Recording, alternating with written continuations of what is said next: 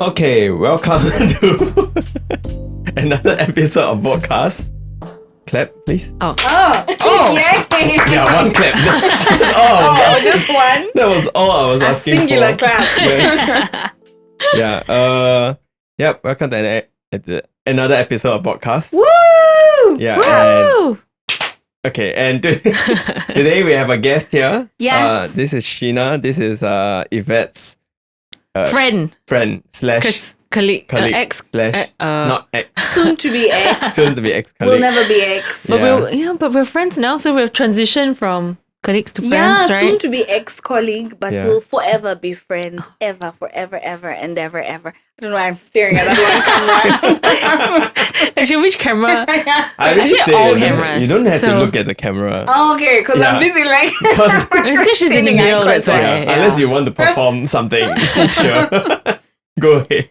But I just thought it would be interesting to invite Sheena here because Sheena is from Kenya. Yay, whoop, Kenya. And I thought it would be interesting to hear. And also, since that you're going to leave Singapore soon, I thought it would be interesting to have some, I guess, like first impressions, maybe some reflections about your time here in Singapore. Oh, wow. I don't Maybe know if I'm about the reflective people. Or you could reflect on the spot. Yeah, you Yeah, can okay. reflect on the spot. Yeah, think about this friendship. Is it real or not? Oh no! Don't make me get soppy because I've been getting soppy a lot. I'm like, no, none of that today. Oh my god. Wait, but you've been here, like, let's establish timeline, a year, right? A year, so it would have been 2 years in end of January. Oh, so it's more than like a year, actually. A year and a half and something. Wow. Yeah, just over a year and a half. Heading towards 2 years in January. No, I just round up to January. Mm. Under 2 years is the best way to put it. Yeah, just But I also know that you traveled quite a bit before you came to Singapore. Like you work in different places. So maybe you can give like introduction, like What's a journey? since you're born. Well, maybe like how many years you spend different places. different places. Because So- you've also went to uni overseas. Yeah. Okay. Yeah. So born and bred in Kenya. Again, why am I staring at you? Born and bred in Kenya. I was there until when did I move to the UK? Moved to the UK when I was 18. Yeah, when I was 18, September 2007, moved to the UK to study in Manchester. I was in Manchester 3 years. Then I was in Singapore for 1 year. So it was like a 4-year course and then with a 1-year exchange year. So 2 years in Manchester, a year here in Singapore at NUS. Then I went back to finish like my final year in Manchester. Then I had a year where, I've had a life. I started a master's and I was like, no, I don't want to do this. Then I took a break. And then I started a master's in 2011 to 12 in Bath, which is in the south of the UK. Then I was in the UK and I left I forget the timelines now. What's that? 2012, 2013, left at the beginning of 2014, was in Kenya, and then 2015 started with Google in Dublin. And then I was in Dublin all the way through until just before the pandemic when they were like, work from home. And I was like, I don't like the sounds of this. I think I'm just going to go to Kenya for a bit, thinking the pandemic was just going to be like, 1 month thing. And then I went to Kenya and I was in the pandemic I was there the entire time. Wow, and then you're still moved to working. Singapore. Yeah, basically working remotely. Yeah, and then moved back to Singapore, which I didn't think would happen because I felt like I already had my Singapore time. And then somehow the universe / alcohol. Did I ever tell you the story of Alcohol? how I actually ended up applying for this role? No. I feel like now I can say. I mean, Nina's also gone, but yeah. Yeah. Alcohol was involved, so yeah. Is that alcohol? I'm in Singapore. Yeah, that's how alcohol gave me confidence to apply for the role.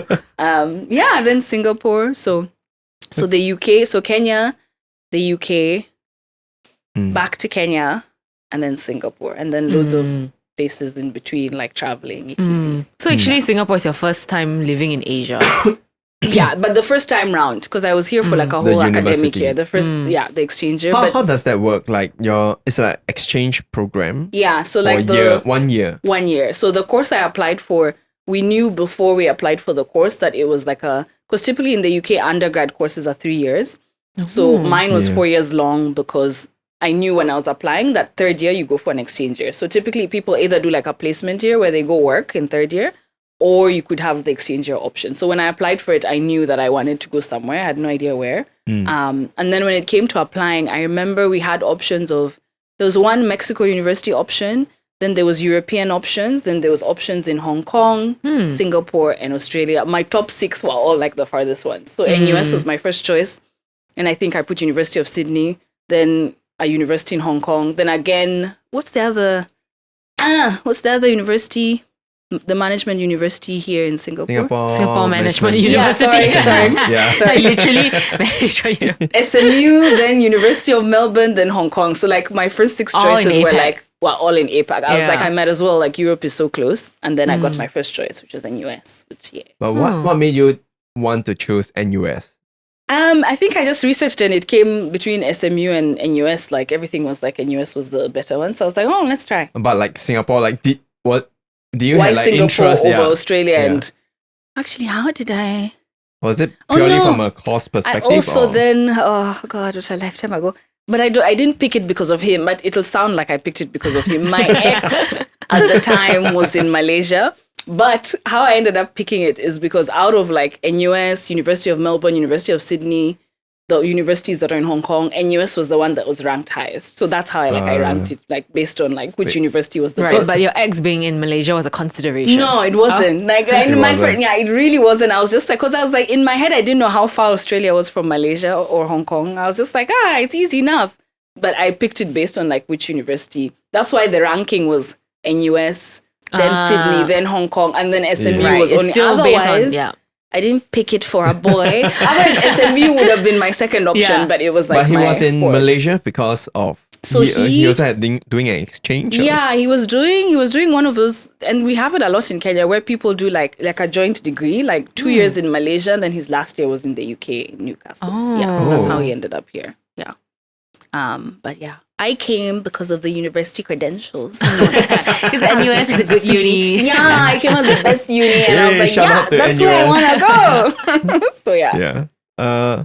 Okay, that's quite interesting. So you jump around and you came back to Singapore. But when you chose to work here in Singapore, what were your considerations? So I'll tell you the story. So how the alcohol comes Strapping into play. myself in. At the time I was in Kenya, I was living my best life. It was pandemic. Like Kenya, the pandemic was very loose. It was we were still like we didn't have that many restrictions.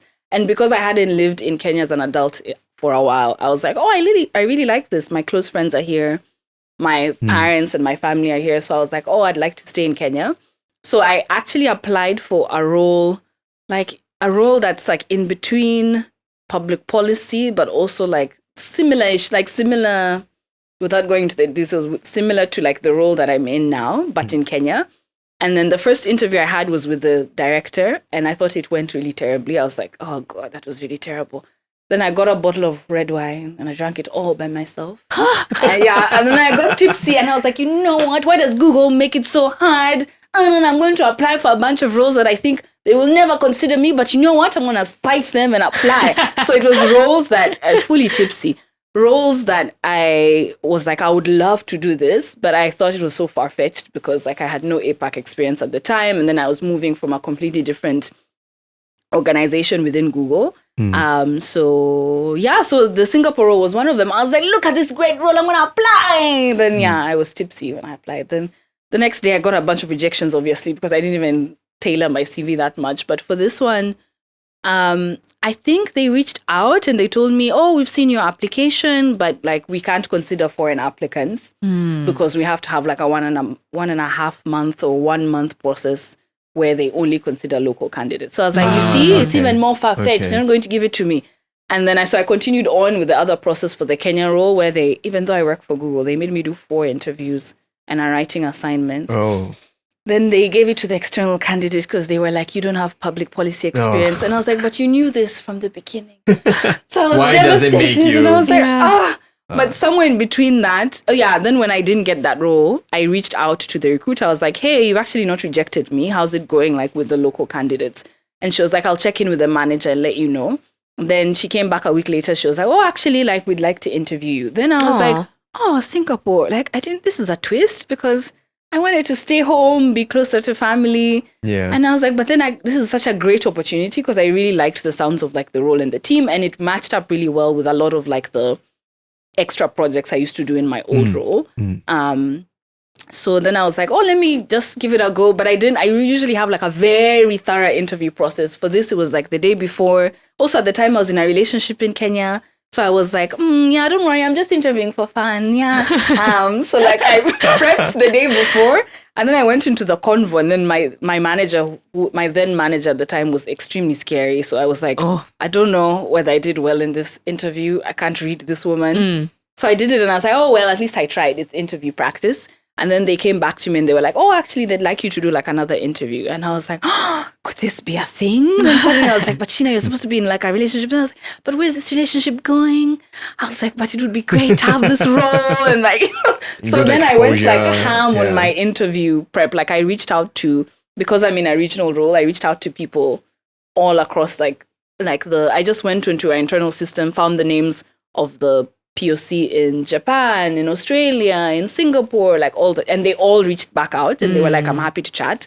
So I had like 10 chats or something with all of them just trying to gather experience. And it was making me really then like super hyped for the role. And I was like, yeah, I could do this. I could do this. Yeah. Then I had the second interview that went well as well. Then the third interview was very scary. That's the one that I thought I had failed, like with another senior director. It was with Mike, which I was like, Mike, that's and he was scary. asking me consulting questions, and I'm really terrible at those. Like, oh, could you size the market of XXX? I'm like, but the recruiter didn't tell me you're gonna ask me this hard questions. But anyway, long-winded story. And then they gave me the role, and I was like, oh, and I was like, but I don't know. I wasn't prepared to go to Singapore. I don't know how I feel about this.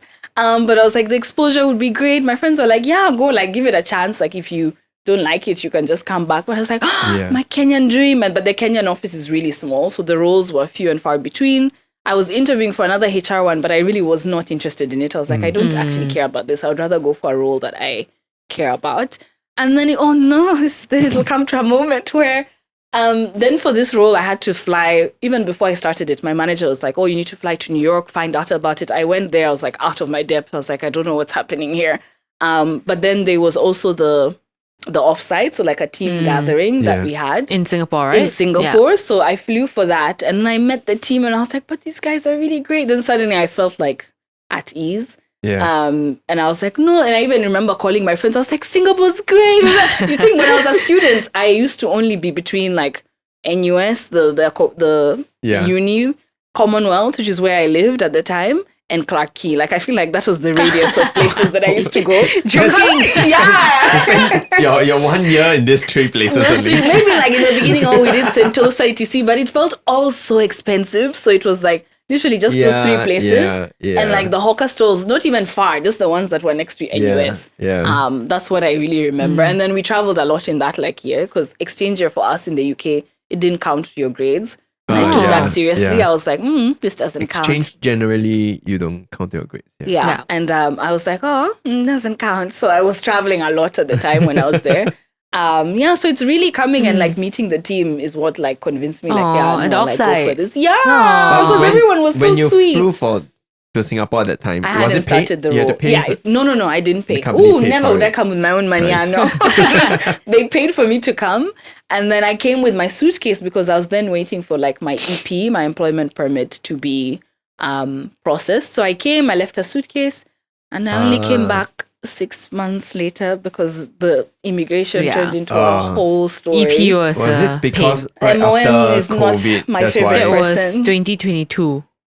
Did COVID play any They were role? clamping down on EPs. I think so. Yeah. And now it's even worse. Because even now, if I was applying for my role, they wouldn't have considered me. They told me we can't sponsor your EP.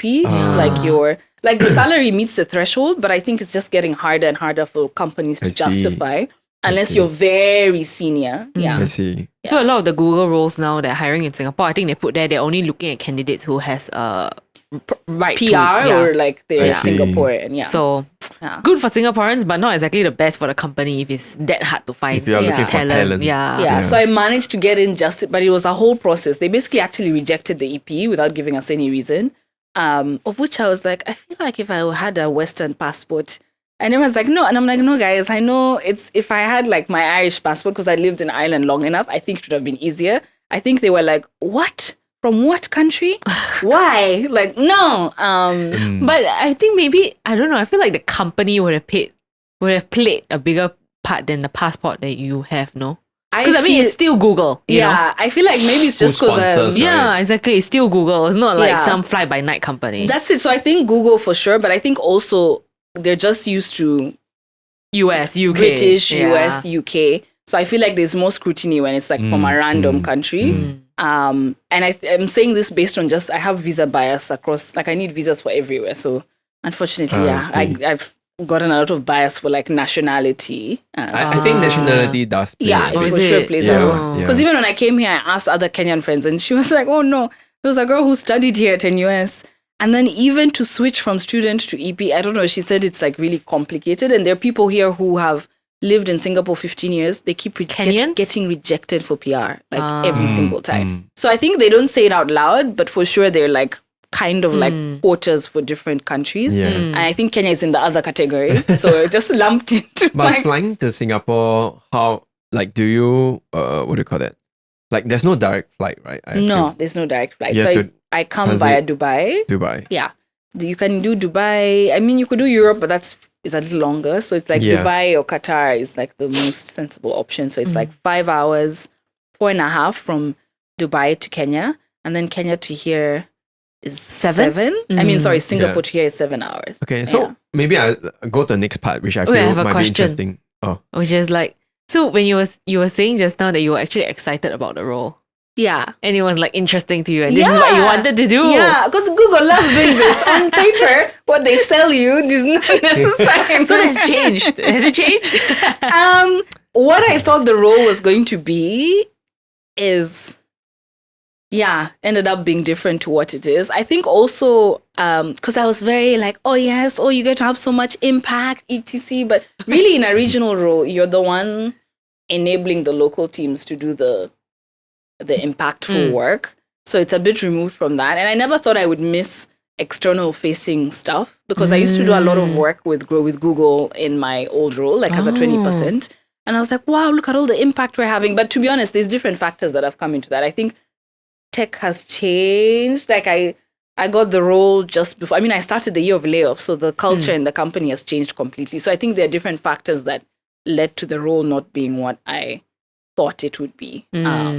But that I'm used to, like what Google has on paper is always completely different from like what it actually is. But I knew that it would give me really great exposure, like having APAC experience. And then it would also make me grow a lot in terms of managing internal stakeholders versus external. Because in sales, it's all external. There is internal stakeholders, but nothing compared to like what I've been doing the last year and a half. So, Okay.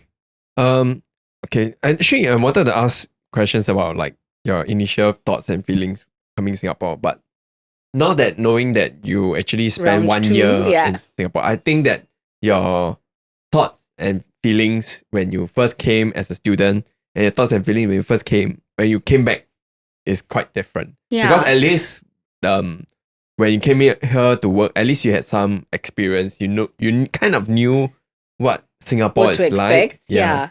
So maybe you can share first, like when as a student when you first came here, what were your like initial impressions and so on? Before I knew nothing about Singapore, like zero, the first time I came. So it was literally NUS is what like drew me here because I was like, oh, great university, but I knew nothing about it. But do you have what kind of impression do you have of Singapore when I first came? Before you like came or like when you started applying? Before I came, I'm trying to think. Before I came, have you heard like is Singapore a common like is it a country that Kenyans know about? Like educated Kenyans will know about it because there's this terrible thing, which not terrible, but like at the same time we got independence, Singapore and Kenya were at the same level. So people like to say, "Oh, look where Singapore." I'm like, guys, first of all, Kenya is like still a mess. So I knew about it from like just like a country that's done like really well in terms of like the world stage. So that's like the context. There's some comparison. When did Kenya get 1963. Oh, so, that's very close. Also 65. Yeah, so that's something. And you got independence from the British? From the British as well. Yeah. Ours is not really. I mean, the British left earlier. Yeah, and then it was separation from Malaysia, then right? we joined Malaysia. Then we got independence from Malaysia. But we were all colonized by the British. That's why we speak English. Actually, I think it's around 1963 too that Malaysia is formed. We were with Malaysia for like 1 or 2 years. Malaysia lah. Like Malaya, Sarawak. I mean the few places combined together. Yeah. Okay. Yeah. So then actually no, the thing of independence is a fact like my best friend likes to push out, but I think she only found out about it in the last couple of years. When I came as a student, I just knew like, oh, there's this shiny looking country somewhere in that part of the world that's like doing really well. That's as far as I knew. And then first impressions, it was a really long time ago because that was 2009 to 2010 when I came. First we might have impressions. walked past each other. 2009. Yeah. I started in 2009 in NUS. Year 1. Yeah. Yeah. So that for me we would have were been slower because of the national service. Yeah. So I came 2009, 2010. First impressions, the humidity was a lot to get used to. Even now, I'm not used to it. Climate is drier. Yeah, so people I think when people hear Kenya or Africa in general, they assume it's like scorching hot, but like Kenya like has different climates depending on where you are. So we're like we're in the east of Africa, so it's like by the Indian Ocean. So by the coast, like the area that we have the beach is like Singapore because it's by the coast. But then Nairobi, where Nairobi is really cool. Like now if I check the temperature, I'm sure it's like 25. Like it's sitting in like really temperate weather. Yeah. And then a little higher, like the equator crosses Kenya. There again, it will be like very humid. And then like the northeast is very dry and hot. That gets like 40 degrees. But like where my grandparents are from is really cool as well. Like, so that's why like we grow, like we're known for growing a lot of like tea and coffee, which needs like cool, tea especially like needs cool weather. So we have different climates, but Nairobi is very temperate. Like when I left Israel, I was like, oh, Nairobi has really nice weather, just nice and temperate and perfect. Like it gets cool at night and in the day, and we don't have seasons because we're just by the equator. Yeah, so we don't have like winter, summer, or anything because we're right in the middle. So the humidity. And I was like, where are the black people? No black people. No. In Singapore, it's a rare sight. Yeah, I think now it's improved. But then like I remember telling everybody, a whole week will go by. I don't see another black person. In universities, you'd usually think you would see. But I noticed, for example, I found this quite interesting. Like a lot of Kenyans would go to like, to be honest, they were a bit random, but like random Malaysian universities. So in Malaysia, for example, when I'd go visit my then boyfriend, I'd be like, wow, what are all these black people doing here? So then I'd come back to Singapore and I'd be like, oh, I'm the only one for like 3 weeks would pass. But so I came, and the other person who came with me from the University of Manchester is mixed race. So she's much lighter skinned than I am because she's half white, half brown. And she'd be like, oh, people are staring. And I'm like, no one is staring. The aunties are staring. The aunties will stare in every single part of the world. Because that's the one thing that stuck with me from being here as a student is I was like, yes, I'm the only black person, but I never felt othered or anything. I never felt like uncomfortable that people were looking. The mixed race girl would be like, the aunties are staring. I was like, she is 8 years old. Of course she's going to stare at you in the MRT because you look different. Your hair is like curly, etc. But I think I also move a bit obliviously through the world. So if people were staring, I wouldn't notice. But I just felt like I would tell people that all the time. Like you're the only one, but you don't feel any sort of otherment or anything. Like everyone's just going about their own business. But did you feel that in other countries? No. So some other countries you go to and it's like, you can see people directly staring at you, staring at your hair, staring at this. So that was like a huge difference with Singapore versus other countries. Like they stare more? Yeah, we'd stare more. And like in some cases you'd... in Southeast Asia, my obliviousness protects me from feeling any sense of like... That's the best defense. Yeah, I'm really oblivious. But then again, someone can mug me really easily because I'm not really aware of my surroundings. Yeah. But I'm trying to think in Southeast Asia, did I feel like uncomfortable or some type of way elsewhere? No, but you definitely feel like you notice it more. I don't know how to explain it. Yeah. But I mean, like we are not totally alien to dark skin. I mean, the Indians have dark skin. So, but I mean, we could tell that you're not Indian. Yeah. So I think that itself made it obvious. But I guess maybe like day to day, we are not surprised to see someone who is. I think maybe the main thing I would guess is that Singaporeans are also more well traveled and educated. So people maybe been to the US. So exactly. Yeah. I've been to because what I like, for example, the time when I was here the first time, I'd go to Cambodia. And it would be comments like, oh, Oprah, or whatever black person they know. Oprah, Beyonce, this. And I think that's just like level of education or level of like, so they'd ask loads of like silly questions. Oh, basketball, music. I was like, oh wow, I can't feel. But those are also Black American tropes. Yeah. There's also that when people think of blackness, they think of Black America because American culture is so pervasive, and I'm like, I have nothing to do with and all these people that you're mentioning. But in Singapore, no one ever come up to me and was like, oh, this, that. And I think people are also very respectful because in other countries, people would be like, can I touch your hair? Can I do this? Or ask us, and I'm like, can I touch your hair? No, it's a bit weird. So here, I think people are just like a lot more respectful. And I felt it even then when I was here as a student. You mentioned like Indians. I had never seen dark Indians in my entire life. So when I came here, I was actually like, wow, you're darker than me. Because in Kenya, we have like a big Indian population, but they mostly come from North India. So they're really light-skinned. Okay. So I had never actually, then I came and I was like, I felt like I was even the one staring because I was like, wow, I'd never seen like dark Indians, like South Indians. I was like lushly South Indians, right? Yeah, exactly. And because, in Kenya, we have really fair-skinned ones. So I was like, and that's why I was telling my friend, like, of course the auntie is going to stare because if you've not seen something, you're just curious. But it wasn't staring of like nefarious, it's just curiosity. I mean, like you point out about how Singaporeans are well-traveled, but I would say not the older generation. Because I mean, they grew up in a different time. Yeah, so they all of them may not be that well-traveled. Yeah. But I would like to think that the millennials, the Gen Y is before? I think we're Gen Y. Millennials are Gen Y. What? No, we're millennials. Yeah. Then there's Gen one Y, Gen X, Gen Y, Gen Y. So we are Gen Y. Okay. Gen X. Sorry. Gen X, I think we probably with more internet exposure to media overseas, America. I think we are also generally a bit more familiar. And I think it's also that Singapore is so diverse. So it's like people are used to seeing people who are different to them versus maybe some of the other countries nearby, like Thailand is a bit more homogeneous. Like it's mostly like Thai people versus here people will see people of different races. So it's not a black person in the mix. So it's just another person. So that's as a student. I found it so expensive. It still is expensive now, even as an adult. But I remember, like, we were looking for alcohol, and I don't drink beer, and we would buy rice wine from 7-Eleven to drink, which was disgusting. Like the Chinese rice wine, cooking wine, and then because as a student, you're so desperate to get drunk, and then also like Tiger beer, and I don't drink beer. I hate beer. But I was like, I'm going to drink the Tiger beer because it's all I can afford. And then obviously Wednesday would find me every day at Clarke Quay because of ladies' night and free alcohol. I've never heard of somebody drinking the cooking It was wine. disgusting. I can remember the taste to this day. And I remember the exact 7-Eleven we were drinking from.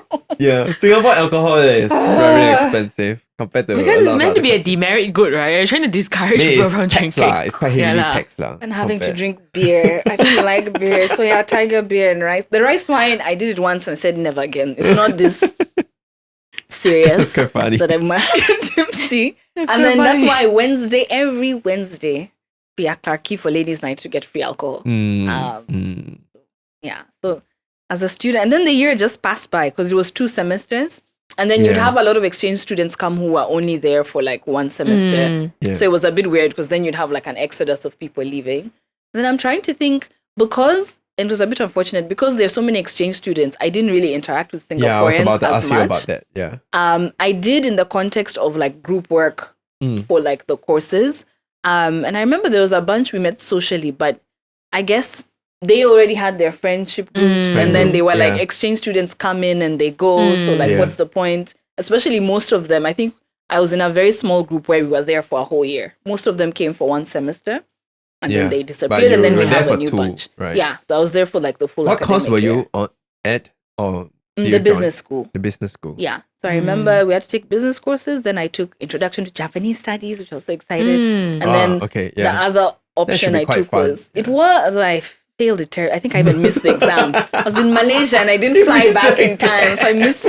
So I got a nice fail. I have that certificate still anyway. But I did an essay on like samurai swords. I don't even remember what I did, but I was like, wow, so cool. I wanted to get Introduction to Southeast Asian Studies, but I didn't realize the education system is different. First of all, in the UK, we didn't have electives. You kind of just have to take the electives are within the business school. So it's fixed. Yeah, and you can't take like a random. So here is more like America, where you could take things outside of your school. Yeah, you have cross-disciplinary. You have a few points that you can like explore. Yeah, exactly. You can explore some modules. And I didn't know you had to like you have to sign up for them really quickly because I wanted to do introduction to Southeast Asian studies, but it was fully subscribed. Yeah. I think NTU is first come, first serve, right? When y'all sign up for courses. Like you have to bid for it. Y'all have to Not bid lah. You have to like quickly click. First come, first serve. Yeah, first come, first serve. The fastest fingers. So we're like camping there and then we're waiting for the time to start faster. But NUS is bidding. Oh, even then? Was you? I feel like it was first come, first serve. Because I remember I missed it. Then people were like, the class is full. Too bad. I think it's bidding first, but then How it do you depends bid or? I think you have points. Oh, no, So I don't remember. for example, my 4 years, like you can actually accumulate points to get those more popular classes later on. Yeah, you probably can't do all the popular courses, so you kind of have to pick and choose. Yeah. So sometimes like certain semesters, like actually this course which is popular may have lesser sign up rates, so the points is actually lower. You may want to choose then. Yeah, and then you also have to bid for whichever time slot is better for you.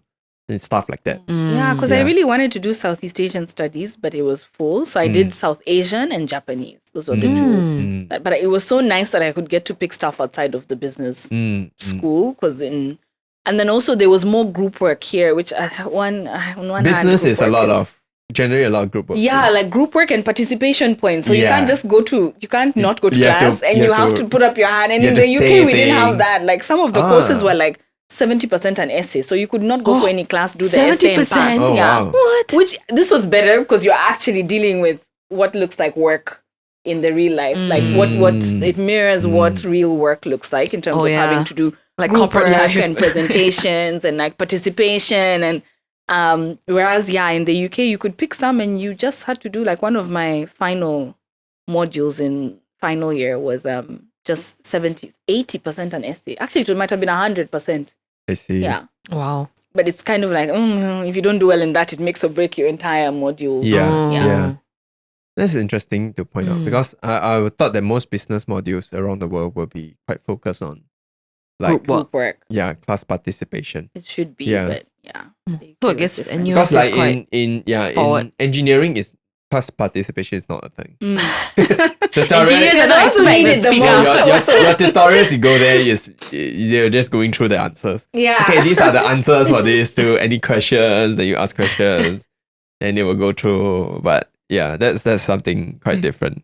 So what's your impression like of Singapore this time around? Now, still expensive even with money. Yeah. I was like, Yeah. I'm like, especially because this time I had to deal with housing. I was like, oh my days. How much were you paying for rent back then when you came here for exchange? I don't remember because it wasn't even me covering it. But we stayed in like the first semester I stayed somewhere in Commonwealth and we were 4 of us in a flat, like 2 sharing a room. Yeah. And then it was a condo, is it? No, it was like, it wasn't a HDB, but it wasn't a condo because I remember it was only 2 floors. So I think it was maybe university accommodation that was not university accommodation off campus. I just it's not like you're not staying at like PGP and stuff. PGP was my second semester. Yeah. Then I moved into PGP. Okay. So it was cheap. It was a few $100s only. I don't even remember because that was covered by my fees, so I didn't even. By your course fees. Yeah. So it was covered by the exchange program. I see. Yeah. So I have no idea how much that was at the time. Okay, free basically. Yeah, in my head, free. So then coming here and having to see don't know how much it costs. It's free. I guess. Yeah, coming to see the rental prices. I don't remember. And then the expense, working, the humidity was still like same. Yep. In terms of working, I remember when I came. So I'm not a morning person. Yvette knows this. I've seen this very well.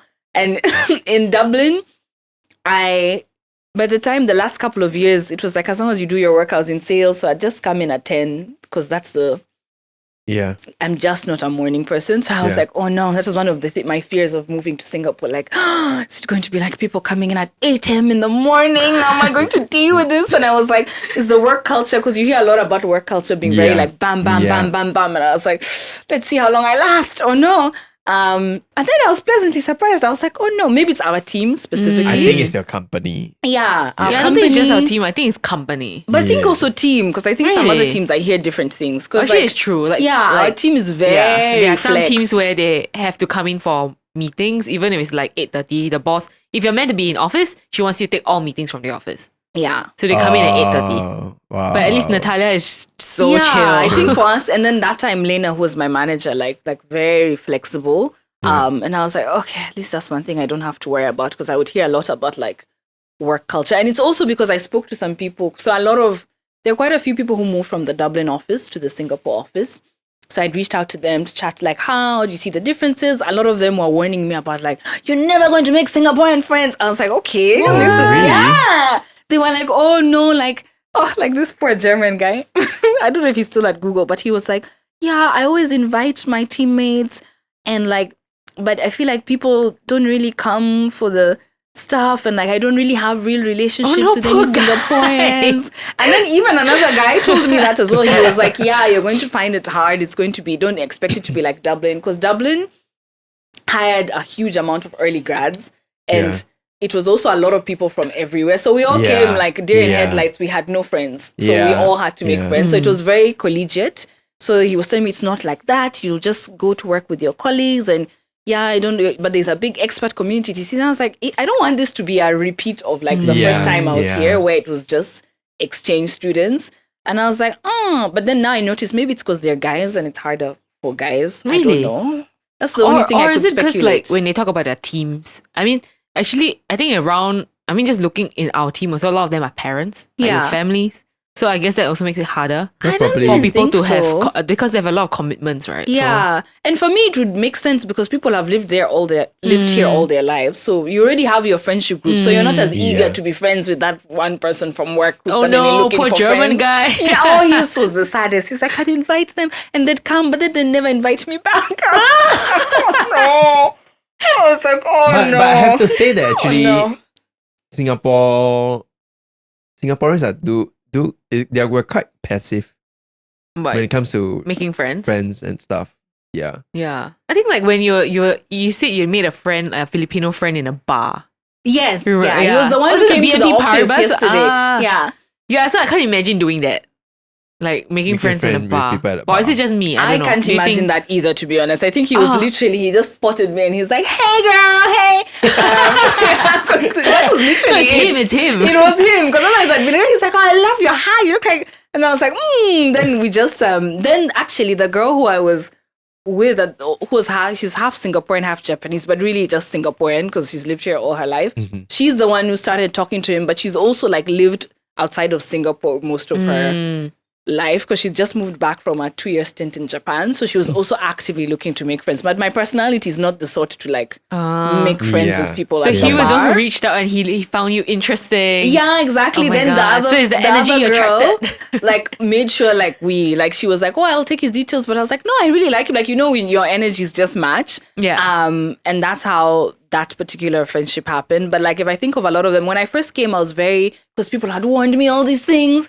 I was like, oh, I'm going to use like Bumble BFF. So I was very active in the first 6 months using like Bumble BFF, it was really random because you're swiping against girls and you're like, and I'm like, yeah, and it's weird. It's like, no, I don't like the look of you as a friend. Like, it felt a bit weird where it's like you're kind of like I can't judging see guys people. doing it though. Bumble BFF. Yeah. That's why I think maybe feel it's like harder girls for guys do to make it. friends. So it's Because that was a good source of initial Guys, friends was I Bumble would BFF. True. Egos speaking, like it's like Ego. like you wouldn't be like, I don't need friends. Like I don't need to search for friends. Like you will rather go and do things. I wouldn't think guys would be open to such things. Using apps. Yeah, to look for friends.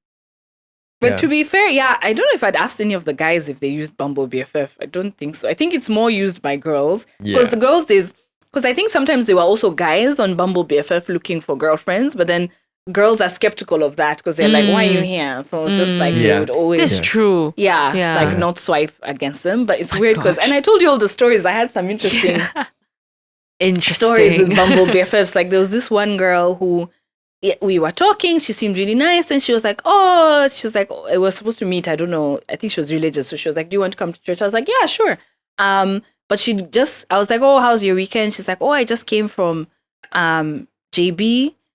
And then she said something really racist. What was it? I'm trying to remember. She was like, yeah, it was really racist. She was like, lazy Malaysians and dirty Indians. And I was like, first of all, do I look like the audience for racism? Do I look like I'm going to tolerate this? So this is a Singaporean Chinese. Yeah, who just come from JB. And I don't know what she was talking about, the line and getting through and etc. And I was like, and also, like, why all races are getting shots here? Like, what's going on? Like, I was so shocked. First of all, that she thought I would just sit there and be like, yeah. The weird thing is, like, when I say this to you, is that she thought it's appropriate to say it to a stranger. Like, yeah. Why would you say something like that? And it was really out of context. Do you want to go to church? Yeah, and that's Let's also have like our sins cleansed. hypocrisy. Because I think she was saying how JB is That's chaotic strange. and like trying to get through the border, and then somehow she threw in lazy Malays, and then later like dirty Indians. I was like, Wow. so, and then I didn't know how to handle it. I just unmatched her. I was like, and now I regret it because I wish I called her out and was like, excuse me, that is not appropriate to say. That is some racist ass BS. But I was just so shocked. I was just like, unmatched. Oh no. Oh no. Confrontation avoidance. Yeah. So there was, and then there was another girl who also I was supposed to meet somewhere next to Dobby Got, but then the bar, I couldn't find the pin. And then I started getting like a weird feeling. And I was like, but this is Singapore. There's no weird feeling. But I was just like, I couldn't find the bar. It's supposed to be in some underground place. And to this day, I don't know where that bar is. And then she was like, let's meet there. I was like, can we just meet outside? Then we can walk to wherever the bar is because I can't find it. And she kept insisting. Then I was like, then suddenly I was like, no, let's meet in the mall. Then she was like, no, malls are too busy for me. Then I was like, oh, so why are you? Then I was just like, let's not meet. So that was also another random experience. Strange. She was really insistent. Yeah. And I was like, but this is Singapore in the middle of the city. Nothing weird. Wait, so could this happen, is also a but she was Singaporean. Yes. But that's strange, lah. Like, I mean, if I'm meeting someone who is Foreign to the country, you don't know where you're let me going. try And to bring you yeah. around. This place might be difficult to find. Yeah. Let's meet So somewhere I was that's like, let's easier just to meet find. in Dobby Let's walk Got. over. Then we Literally walk at the together. MRT and we Yeah. walk together. So even that, I was like, But then I also had some really nice BFF. Okay, I was just about to say, well, everybody is. No, but I think that maybe that's why. no, there's online. I think is just a weird place to be on both sides. You always find like But Bumble True. BFF had a mix of people. It had expats looking for other expats, or rather expats looking to make friends. People who I sensed were trying to make friends with expats to expand their circles, and then people who had just moved back. So I had a mix of people. Yeah. Do you think that it's like, I mean, with what the German guy said, do you think that it's really difficult to make friends with Singaporeans? Like I In understood. terms of maybe in two parts. One is opportunity, the other is about like being able to Vibe. click and So no, I don't think it's specific to Singaporeans. I think like when he was saying it, I was like, I mean, it makes sense. I was about to say his name, but maybe not. Yeah. It makes sense. XNX. I mean- like Thomas. Let's call him Thomas. It makes sense, Thomas, because people have like most Singaporeans will have grown up here, Yeah, and they already yeah. have their friendship On groups. social circle. So they're not actively looking to make new friends. Like I know myself at home. I'm like, unless we're really vibing, I'm like, I have enough friends. Do we need to add more? So I get that, and you'd have that in any other big city as well. Yeah. So like, I don't think it's a Singapore specific thing. I think it's the nature of coming in to a new country, and you have to make that effort to make friends with. Yeah. And a lot of expats that I know only have other expat friends, and I'm like, but have you tried? You could do, I don't know, there are loads of different activities you could think, join yeah. to see. Yeah. And just like make the effort. Poor Thomas sounded like he made the effort, but Yeah. I don't know what to say about that. But specifically talking about his colleagues. Right? yes, yeah. But then that's another thing. Some people don't want to be. I don't want to see your face outside of the office. Yeah. Yeah. I was just about to say, like, I think, I mean, we have talked about this, about how in Japan, we know that people who are working with each other, colleagues, they tend to really draw a line in terms of like, we are just colleagues, we are not friends. And most of the time, when they move from company to another company, they don't really keep in contact with their ex-colleagues because we are just colleagues. I think in Singapore, I mean, to be fair, we also grew up here, so I mean, it might be a very biased look at things. But I do feel like it's easier to make friends. Singapore, we can make friends with your colleagues, and we do have a couple of close friends who we know each other from work. And actually, I have like friend groups from all my former workplaces that I do still meet up with. Yeah. So, but I also like to also point out that it also depends on which level you come into. I feel like as fresh grads, when you're early in your career, I feel like that happening is much easier. But I think as time goes on, like you say, you start making few friends here and there. I think the energy to make things work as friends kind of like drop as you grow older. So if you are in a more senior group, I would say that the chances of you breaking guys in, is hard. clicking as a friend, growing a friendship, I think that becomes lower over time. So I don't think it's Singapore specific versus what I hear about Japan, where people will be nice, but really, it's really hard to cut through to It's like really make hard. friends. So I don't think it's, at least from my experience, but people have different. But if let's say if you are to give an advice to someone who wants to make friends with Singaporeans, what? That's a good one. Like when you're here to work for a couple of years, and like how do you open up? I guess, or like how do you go about doing it? I think you point out one thing, which is activities. I think that might open up a bit. Like I say that yet joining, I like did none. trekking. I mean, it depends on what kind of activities you are interested in, like running groups or like trekking groups or like bouldering. I guess like cooking. I think there are some groups out there. I think like joining an activity you're passionate about, then you'll meet other people who are passionate about bars? it as well. Bars, that for me was complete accidental. I think bars you wouldn't really meet because people are cliquey everywhere in the world. I feel like in other countries bars people are more friendly. They will like intermingle a bit, but in Singapore bars, it's kind of like eating place. We just eat, drink by ourselves. And chill with our friends. And rarely you go to another table. Hey guys, what's up? If that happens, then we'll be like, what's this? Right? Weird guy. They'll be like, hey, ha. So I don't know. The bar was complete accident. That wouldn't even in any other world wouldn't be my story. But I think activities. I think for me, work. I happen to have like fantastic teammates as well. So like building that out and like meeting outside of work. What else? I don't know. The same things. I don't know. Making friends as an adult is hard. Like you really have to put in the effort. I think and it's like always you really have to act, because that BFF thing, even when girls being on apps is, it's like, oh hi, how are you? What do you like? I don't know. Let's meet. It's like you have to have the energy. You have to set time aside over the weekend to meet all these the people. girls sound like. You have to continue feeding it. And then you meet them, then it's like, you have to continue. You almost have to feed it more than a relationship, because there's no like sexual attraction there. So you're like, I actually have to like nurture this. You must really find this person interesting. Yeah, exactly. There's nothing else to confuse. It's all about personality. So there's some that fizzled out, and I was like, that's fine. It was good for like that moment and me like learning a bit more about Singapore. I guess it makes sense, because like as you're younger, you like in school you have the what's that proximity? Word? Not just proximity, but the advantage of just hanging out. The community is already there. Like just by the fact that you all have to go to school, appear this time from this time, in between there are free time, you'll just go out, eat, do things, talk.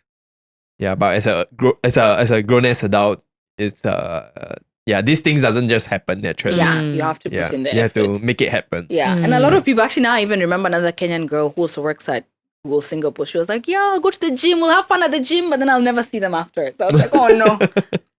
But different ways. Like there's another girl who she's very active in church, and I think at church generally people are also a lot more open and welcoming. So again, it's down to that, just finding like what's your thing, and then just trying to build community there. Do you think you could have stayed in Singapore a few more years? I really wanted to. If it was closer to home, or like if they give this, but it's, I mean, we are both on the equator. Both on the equator. Like equator, one line over. If it was closer, I had even like the last couple of, now that I've like put in my resignation, I'm like, but no, I'm not ready to go. I really did see myself here for a few more years. I did know I wanted to go home for sure, and I think if this had happened 5 years ago when I was a little younger, or like even a few years, I would have probably like stayed longer. But I think now, and like after having health shit, I think I'm just like, I need that like family support and anchor. So sometimes I'm like, if I hadn't stayed in Dublin so long and moved here early, I would have probably have stayed like the full. Because I was like, 5 years would be a nice amount of time, or at least 3 years minimum. Yeah. With now you spending like some time here as student, as working adult, like in terms of like characteristics of Singaporeans, like in comparison to like Kenya, are there different? What are the similarities and differences? Like the countries or people? People, the country. Are there? What are the things? Wow, the countries are vastly different. Yeah. Okay. I mean, different is probably something that you have a lot more to talk about. But are there also any similarities that you're like, oh, actually, that's interesting. I've never thought about that. Yeah, in terms of similarities. Like maybe food or like people or the culture, there are some similarities. Like food is vastly different. To be honest, in Africa, I think in Kenya we have the least exciting. Not the whole continent. Sorry, let me not put it that way. But like there are parts of, if I'm taking the whole of Africa, which is a huge continent, like. There are parts that have more exciting food. So I don't know if I would say food culture. We get a lot of influence from like Indian and Arab food. So I'd say some things, especially when it comes to like Singapore and Indian food, like I was already used to because we have like an Indian population. The spices are familiar. Yeah, the Indian ones, that like I was already like, spice is another thing. I remember you guys were quite surprised that I was happy with like the spice. I would even add more spice to my food. So I'd say there's similarity there in terms of food. In terms of people, but then Kenya is also like so diverse, and we have such a big disparity in terms of economic backgrounds versus Singapore. It's a bit, because the government is so efficient, it's a bit more shrunk. Or at least I've never interacted with the people used to see on Crazy Rich Asians. I don't know where they are. Everyone who said when I moved to Singapore, they're like, Sheena, please marry a billionaire. I was like, what? You've watched too much Crazy Rich Asians. The whole years. of Singapore is not I that. haven't just casually met another right? Yeah, living in Crazy Rich Asians, the marketing that it did for Singapore. So people have certain views of it, like everybody is rich. I'm thinking everybody's rich. Such it's like, oh, meet somebody who has a yacht. I was like, first of all, like, huh? I mean, you could go to the dock and be someone at the yacht. I'm like, hey, the whole country is not like that. And I'm like, and where would you think my measly self would find those people? I think they interact there. I don't even know where they hang out.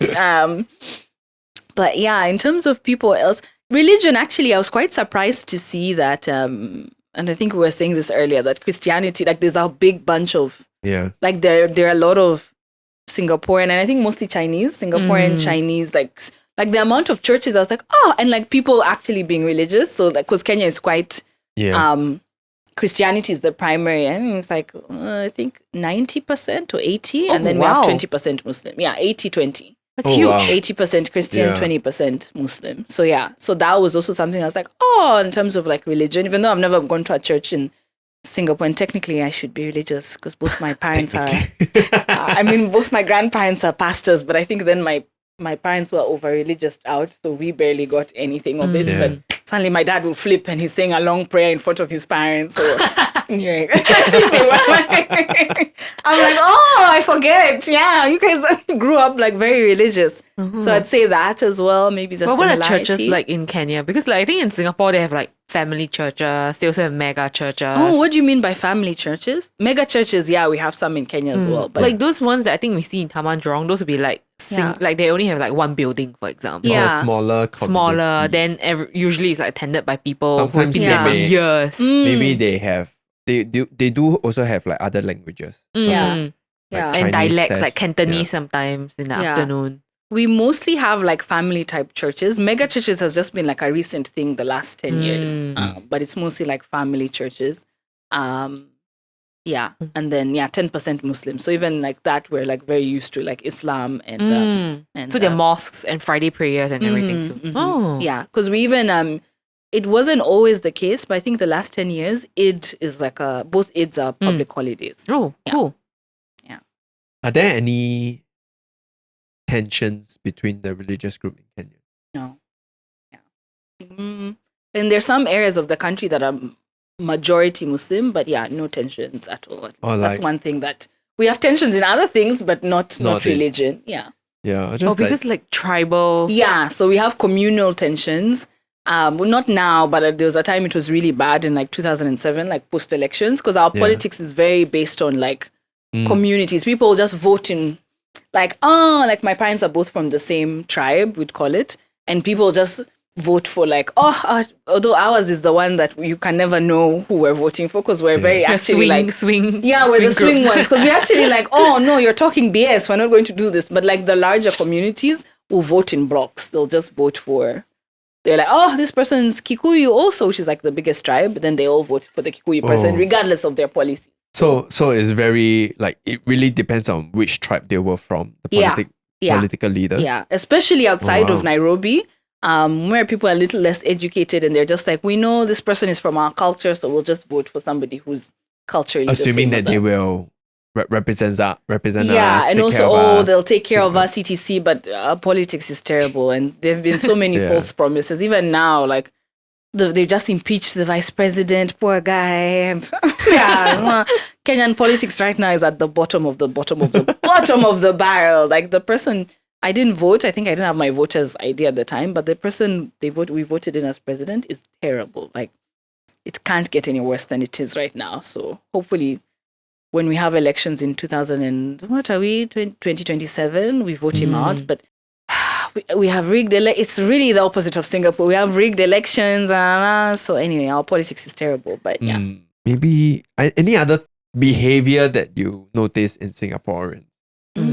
Like behaviors that you thought was like this is interesting, workplace or just like in general, maybe in the public, how we interact with each other. It's like we don't. Super Singaporean. Yeah, that you think that this is actually like chopping, for example. Oh yeah, chopping is very Singaporean. I'm like, what is this one little thing? They actually give out free tissue paper. Yeah. Oh no, actually one thing that my German friend, he was complaining so much. He was like, Sheena, where is the tissue paper? Why isn't serviettes being so? He was like, why aren't they giving me serviettes? And it's terrible because we went to a restaurant in a mall and they also charged us. We went to, what's it called? I can't remember the name of the restaurant. They wet. They didn't even, and this because I told him in hawker stores, that's how it is. You just have to buy them. Then when we went to the mall, he's like, what about this, Sheena? What is this German way? What about this? Where is the tissue? Like they didn't, it was like Paradise Dynasty. And they didn't give tissues. They just give one piece. No, they didn't even give us. Then they charged us. And it was 30 cents per They charged the wet tissue. No, for the wet tissue. They charged the wet tissue. They gave us neither. No wet tissue, no tissue. Because we went to like Canton Paradise and they will give like the one piece with like the logo on it. No? Oh yeah, the little no, this maybe it was the branch we went to in If they didn't give and charge you could tell them we did not receive this. You could ask them to. No, then we asked for them and then we saw it in the receipt, 60 cents. So 30 cents per. Yeah. Oh really? Yeah. It's usually around 30 for wet cents. tissue, yeah. I guess it's because like I think in Europe and I think in Japan also you have just like the serviette just there, then you just spam. Yeah, right? as many as you want. So for him, he was like, "Where's the tissue?" Then when we went to Thailand, he was like, "See, there's tissue." Actually, yes, Thailand also will have like the box, right? Like Vietnam, they also have Korea. So that's a very specifically Singaporean thing. Where I it's never like, noticed, where are but the you're tissues? right. Yeah, And I'll just take out my own tissue packet. I always bring our own. Maybe that's why we always carry around tissue packet. Yeah, and then we can use it to choke. Yeah. Because I was like, the other thing they kept saying, but that's less Singaporean. So now I'm noticing from their eyes, because I think I've gotten used to it, because both of them are visiting the other day. They were like, where are the knives? Like, because it's always like a spoon and a fork or chopsticks, which they're both used to, but never a knife. But why do you need knife? To cut things. Like what? Like, what are you eating? Cut meat, what are you eating? To cut chicken, to cut whatever. They're like, where are the knives? Oh. I think they're not used to taking the spoon and doing. I think because you're cutting through like meat, you want a knife. You will only get it at like Western stores. Yeah, like chicken chop, pork chop, that kind. Then To cut. having a knife makes sense. Yeah. Even then, actually, now that they said it, I was like, yeah, you don't really get. At least with Asian food, you wouldn't get knives. Yeah. Chinese food. But you don't need knives. Asian food. But some of them, if you're cutting into like, you just use your fork and spoon to. so they're not used to it. So they were like, and I was like, oh, now I feel like I just got used to. You put the spoon and you work with your fork. And they're like, where are the knives? Or you just So like they chop, said chop, chop, that. you know? Yeah. How you spoon. But they just were like, You just like- oh, yeah, the pedantic German who kept calling out little things. What else did he say? He was like, it's very capitalist. Why am I paying for? What was he saying that he was paying for? Capitalist. Yeah, I mean, we are. Yeah, and I'm like, also, you're coming from a capitalist car anyway. Coming from New York. Why are you saying? New what York, was he talking US about? of all places. Yeah, tip. At least we don't have a tipping culture. Yeah, at least we don't have the tip. Yeah. I don't know what he was talking about that he kept saying. I think he thought something that should be free. Maybe it was the tissues. And he was like, why do I have to pay for tissues? And something else. But me personally, let's see, what else? I think now it's hard to say because I haven't sat and reflected. Like when you said chopping, I'm like, yes, chopping. What do you guys think is Singaporean? Then maybe I'll be like, yes, no. Like chopping for sure. I think... And also just the safety of being able to leave your belongings and going elsewhere. Yeah. Like I was carrying my little tote bag. I mean, my little bag, and then it has no a zip or whatever. I can just leave it there. Yeah, I don't have to 100%. worry. Even like this bag that I carry, I only use it in Singapore, nowhere else. Because it doesn't have, just stick your hand in. And it's going to, even when I was first in Singapore, like my debit card, in other countries, it's a 30, like in Ireland, it was 30 euro limit for tapping. So there was once, like I put it, then it came back. Then I was like, excuse me, but how? Then she was like, yeah, no, you don't need to.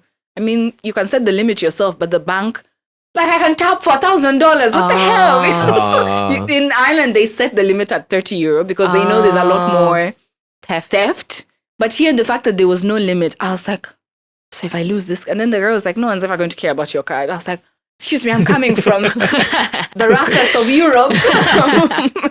And Kenya even worse. Yeah. Like the bank doesn't automatically set tap limits. Yeah. That I found shocking. I think there is, but it's I think quite you have high. to do it yourself. 300 or something like that.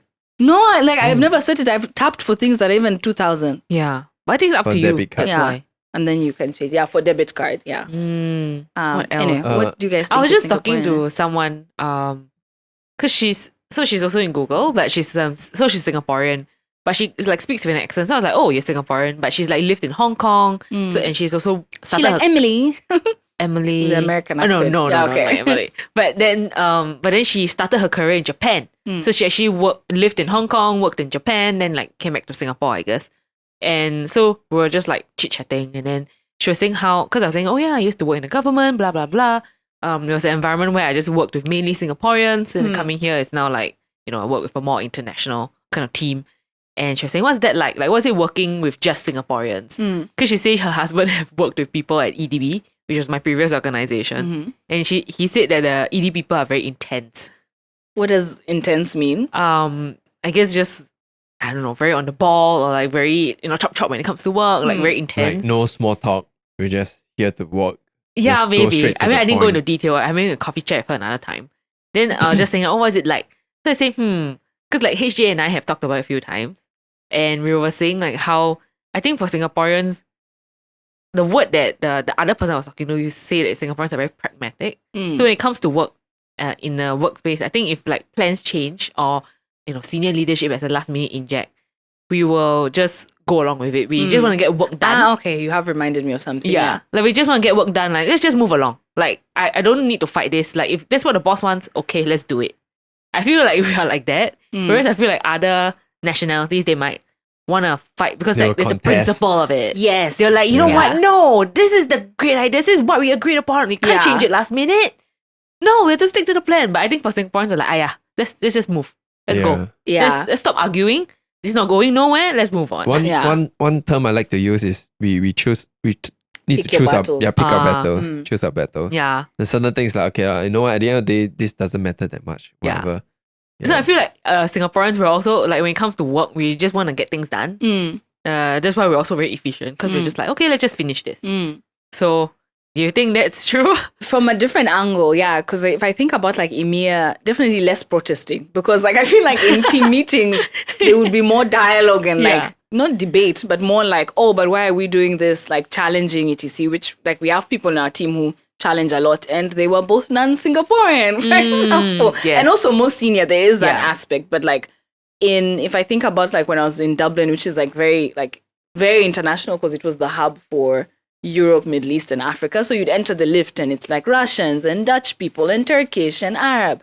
Like I feel like but it was that culture I think was fostered more by being in Europe. Like people are more like, they'll share their feedback on the spot. If they think their manager is doing something sharing and they feedback. disagree with, they'll just say it openly. Whereas here I do feel like it's a lot more like, yeah, then we'll go talk about it. Oh no, you're right. Rather than just Calling her out. saying in the not you. No, that's true, yeah. Yeah, rather than being like, whereas, and then there's people in our team who are non-Singaporean and they'll just say what they think right there on the spot.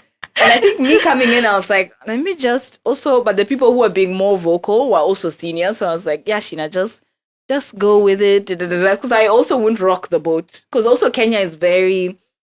It took me a while to learn to be like that when I went to Dublin. Kenya is very like, your elders, type culture. The hierarchy in Kenya. kind of like... Yeah, so it's a bit less like, you don't like... Also, my personality is like, they don't pay me enough to make a fuss about these things sometimes, like picking my battles also. Yeah. But then when I moved, I saw it more when I moved from Kenya to Dublin and Google and how people like really challenge like senior leadership and give feedback. Yeah. For me, it took a while, and my manager would be like, I feel like I want to hear more from you in team meetings. And it's like, for us, it's just like, I don't know, your talk is just more like hierarchical or cultural way. It's like this person is more senior, so you kind of like defer to them a bit more. So I had to pull myself out of my shell, especially when I joined as like really early career, to like be more vocal. To the point, I think when I was leaving, he was tired of me. He's like, every little thing, Sheena, you come and tell me. I'm like, yeah, Zay, like I'm just calling you out on if you did something. And I noticed, because my main thing, and at least in that setting, was I'd be quieter and then I'd notice people's dynamics. Yeah. And then I'd go tell him later, like, because he was a very specific personality type where he kind of leaned towards people who are also more extroverted. So I'd be like paying attention, and I'd come and tell them like, you are wrong for that. Also, we were like not far in age, so I felt a bit more comfortable like sharing. Calling him out and telling him that. So that's something we have in common then. Like Kenyan and Singaporean culture. For different reasons, I guess, because you said more pragmatic, and us it's more like... No, but I think we are also aware of hierarchy, I feel. I think in the Asian culture context. Yeah. Because I feel like... It's like usually you I think authority. if someone is older and more senior than you immediately kind of like, they already have a certain command of respect that you give to them. Yeah. Yeah. And Like, maybe over time then you realize, okay, this guy is full of bullshit. Yeah. I'm just like, okay, I give up. I don't want to, And like, he doesn't deserve my respect. But like, I guess we will give respect first and then take it away if they don't continue to earn it. Yeah, so that's definitely a similarity. And actually, if I think of like my best friend, she studied in the UK. She was with me in the UK, and she also worked in the UK. And now, like, for a while, and then moved back to Kenya. And now she's working for a Kenyan. Actually, it's Subana Jurong. But anyway, the parent company is Singaporean. Subana Jurong. But in Kenya. Yeah, but they're the parent company. But they then the other one is Australian, then a Kenyan one. There's a long connection, but Subana Jurong is like the main one. But anyway, it's Kenyan culture. And she's like, there's this old guy who's just telling her to do stuff. And he's like, you need to do it, Carl, I'm older than you. And she's like, but this is wrong. It doesn't matter that you're older than me. It's like, this is archaic. So I think they find her to be the rebel because she's always questioning and always giving her feedback like, this is an inefficient process. Why are we doing this? And she only became like that because of our work experience in the UK. Yeah. Others, the rest of them more like, I'll just defer to what this old man is saying. Yeah. So it's like too tiring to fight. I just want to go and go home. I just want to collect my check and go home. Yeah. How about like maybe like the day-to-day, like in terms of interacting with service staff, like when you see how Singaporeans behave in general, are there any things that you find it like interesting? Or even on social media, if you see anything. Media, news, the way we talk about news, if you happen to I'm less on social media. Actually, because I'm not on TikTok, then I would have gotten local content. So social media, I have no observations. News, I used to, like the first 3 months I lived in Singapore, I was in like a serviced apartment that had TV. So I'd always come in and watch CNA. And I felt like I was learning a lot when I was watching CNA. I think that's when I came and told you, they were doing a whole documentary in meritocracy in schools. And so I feel like I was downloading a lot. But then after that, when I moved out and I don't have a TV anymore, I don't watch news anymore.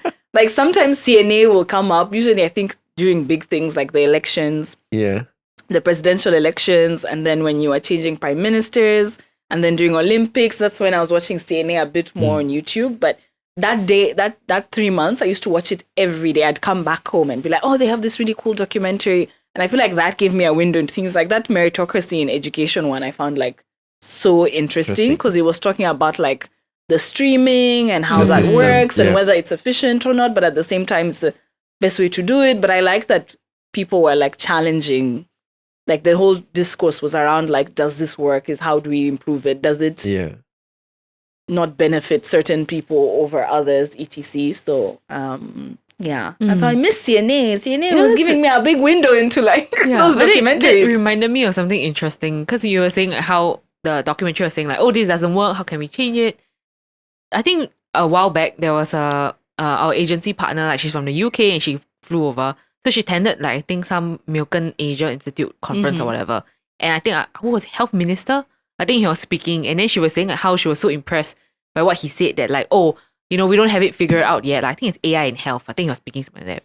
We haven't figured it out yet, but we're still, wanting to improve it. And she was so impressed with the fact that a minister was talking about how we don't have all of our shit together, but we are working on it. And she was impressed by that fact. And I was like, oh, there's something to be impressed because by. in other countries, they just BS. Like, guys, you don't know how good. like even me, I think the time that I moved was like, is the budget read in February or March? February, March. The debates. So I was there around that time. And it's the fact that like, people have to come and account for whatever they're saying, or even like it was like proper. Because I don't know if you've watched the UK ones. That one most seems like sparring. It's like if you watch the UK debates, more exciting. It's exciting, but like fleshy wise, I'm like, I feel like here people get you dig into like the policy a bit more. The UK one is like feels like a debate club. I don't. I mean, like this is a segue to politics, but sometimes when you look at Singapore politics, like you're grateful that it works, it's efficient and so on, but but you worry about the check and balance because in some ways, the ministers do hold a lot of power and they don't get a lot of pushback in terms of if they want to implement a policy, it's gonna happen. And maybe there might be some public outcry, then they may reconsider, but they tend to do it and it moves on, and there's not much I would say like oppositions Dissent, usually like whatever devil's opposition bring out, it tend to be just like we acknowledge it, but we're still gonna do it. Like, oh, maybe there's this problem, but then maybe you are doing you're thinking too much or whatever. So but then I mean in some ways I would like to think that we are like, thankfully corruption is not really, I mean, we have one minister undergoing trial for the funniest, I think it was just What's the story? Because again, corruption. Oh wow! I think the Singapore version versus he accepted flights, I think, or like gifts he during gets weird F1 stuff lah. I mean, concert tickets. Considering how much he's earning, those are, to be honest, if you look at the amount that he's the gifts that he accepted, they are not really very expensive. Yeah. They don't amount to millions and millions. They and amount to a few 100,000. He's not stealing money from the treasury or whatever. Yeah, it's just that happened that this relationship is not clear cut. It's not appropriate. The relationship that he had with the businessman could lead to quid. Yeah, and he should know better as a minister. He should know that he needs to be careful, but he didn't. Yeah. So like probably in his mind he was just like, oh, I'm accepting gifts from a friend. Yeah. So he didn't, like, the lines weren't clear and it was very grey. So and now it's a big corruption scandal. I love it because again, let me not even cut. Even the US, the US is also a mess. But the pesky German who had so many observations, I was like, you have been here 2 days. Why are you like suddenly having so many observations? But I think when I left Singapore, I used to, because there was a Swedish guy who was also on exchange, and he was like, no, the first time I came, it's like, no, but they can't protest. That means it's not a democracy. And I'm like, but what's the definition of democracy? And what's your Swedish definition of it? Because even if you want to call it a dictatorship, I'm like, it's not, first of all. And it would be a benevolent one because everything works. I'm like, I'd rather, in Kenya, I would love a dictator, except like even this, like the policies, I think the main difference is in Kenya, we have the same thing where ministers hold way too much power, but they're passing shittest policies. At least in Singapore, for the most part, nothing is like shit policies. At least from what we see so far. Yeah, but in other countries where ministers hold all the power, but they're just passing like terrible. I don't even want to get into Kenya. But how do you guys feel about like I don't know enough about it, but it's PAP and DA is South Africa. PAP and Workers' Party. And what's the share at the moment? Is it like 80%, 20% during elections? If my understanding is that PAP still holds the majority power. Meaning that if they want to pass anything, they'll pass it. They don't need the opposition to... Even the opposition, all of them oppose it. whatever be they enough. want will still go through. So They this still is have like the Yeah. split in parliament. Mm. Yeah. And the 80 has decreased. It used to be 90 and it's gone down. Yeah, and the down percentage and down has and kind of down. dropped, and now they Mm. have this opposition leader. Yeah. They have the Workers' Party's leader as acting like the opposition. Leader. I think that's how it works, like, right? They Correct. Because they finally consolidate have enough to number of consolidate. opposition Mm. for them to have a leader. Because now Okay. the bloc is Is this big still enough. the Indian guy or somebody Yes. else? Yeah, Pritam Singh. Pritam Singh. And then so you have the pesky German and the Swedish guy coming in and being like, but this is a democracy. But I'm like, what's your definition of? Because from their view, they're like, oh no, they're not free. They can't protest. For me as a Kenyan, I'm like, I would love the Singapore system, but like, do you guys have any thoughts about like Oh. I that? think, But I think coming from a Western lens yeah, I think is for us all growing high up and being mighty. in a very safe and like peaceful environment, I feel like I don't really care about going on the streets to protest. Yeah, I feel like But you know, this is us also speaking from a position of privilege. yeah, So we have to acknowledge that too. yeah. Like we're the majority race, And you know, I think we I think managed to that get be good education. correct. So to be fair, also I think what the policy does, a lot of the economic policies or whatever that the government does, it benefits the middle class quite well. Mm. And majority of Singaporeans are in middle class. Yeah. So like you say, in terms of position of privilege, yeah lah. Because we are benefiting from those a policies. lot of these policies lah. So Yeah. we don't see a need. But then again, I was just thinking like, at the end of the day, we still have the vote lah. yeah. We can vote, and we have voted against the incumbent. So Like Workers' Party has a stronghold, I think, in Hougang or like certain areas of Certain areas, Singapore. yeah, 'cause where that's they why I are don't definitely get the more Western popular. view. Like things don't have to be. People are voting for PAP because it's working. So Yeah. why do you have And to also- break don't break what's not? What's the Yeah. phrase? Yeah. And sometimes when I look at like Western culture, and they talk about like, yeah, we need to have freedom of speech, and but I'm like, not all things need to be said. Sometimes you need to shut up, and nobody wants to hear your shit. Like you need to shut up. Like sometimes there's that too. But is freedom of speech curtailed in Singapore? No, it's freedom of protest. Well, I guess which could be the same. I think it's freedom of assembly. speech but you have to face consequences if it says stupid shit. correct. So I think it's like actually you have freedom of speech. You can say whatever you want, but Yeah. there's But then the consequences. question is also, then is that really freedom of speech? I mean, Yeah lah. there's that Yeah. whole But then the debate. thing is that cultures in like America, they can say all the shit they want and get away with it. That's not fair either. Like you can't be saying shit and not That's face why I'm like from consequences. the Western view. That's why I was putting them there. And me as a Kenyan, I'm just like, please give me Singapore, give me the entire thing, give me the thing, and let me put it in Kenya. We would be But doing then so well. That puts things into perspective also, right? Like sometimes actually at the end of the day, it's about having things that work. Yeah. But so the question is also like, I mean, we are grateful with how things are now because things work. But what if one day things don't Oh work? yeah. Yes, that's it. Then how do we, I mean, we Overcome haven't it. reached there yet, Yeah. but if the day comes, then that might be something that, that I don't know, if Singaporeans grow increasingly frustrated over certain policies, that might be. I think one very touchy thing is like, I guess like immigrants.